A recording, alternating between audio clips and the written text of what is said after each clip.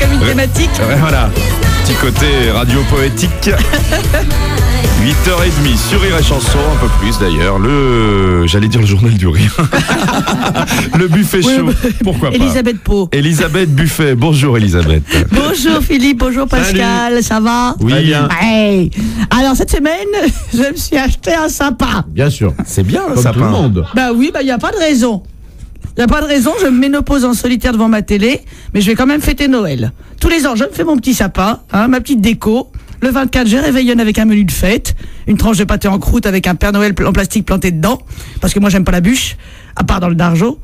Bien sûr. Le darjo. Ça faisait longtemps que tu n'avais pas entendu ça.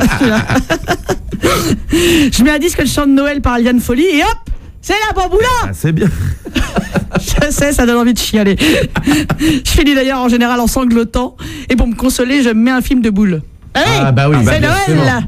Et je me donne de la joie avec le sextoy que je m'offre chaque année à Noël. Donc cette semaine, me voilà partie à Jardiland pour trouver mon petit sapin de célibataire. Une fois de plus, j'avais soigné mon look. J'avais une robe en toile de... C'est quoi? En toile de jouy. Ah oui, oui. Et je m'étais épilée au désherbant.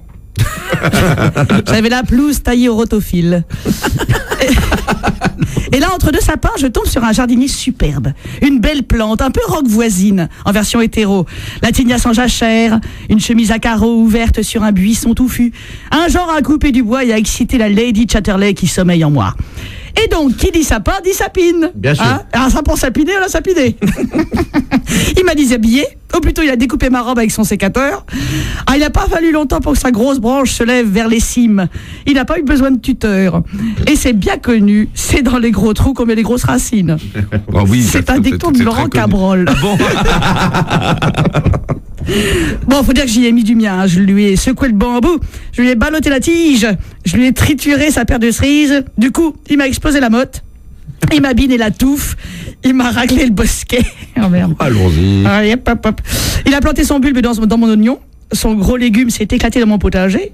Je me suis fait trifouiller la fougère, ratisser la jardinière et éclater le pistil. Il m'a bouturé le rhododendron. J'avais le bouton en vrac, les pétales bien chiffonnés. Au bout de 10 minutes, il m'a fait le coup de l'arrosoir automatique. C'est très bien le bruitage. Il en met partout en général. Bien sûr, bien sûr. Sa sève a jailli.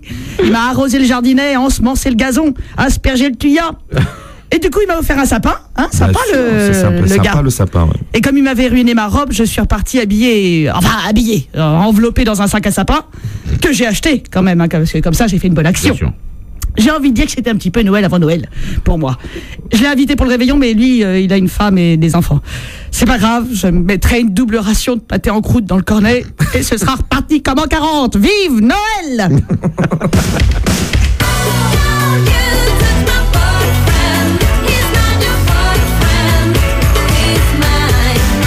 Avec une vie aussi passionnante que la tienne, j'ai envie de dire vivement le 31.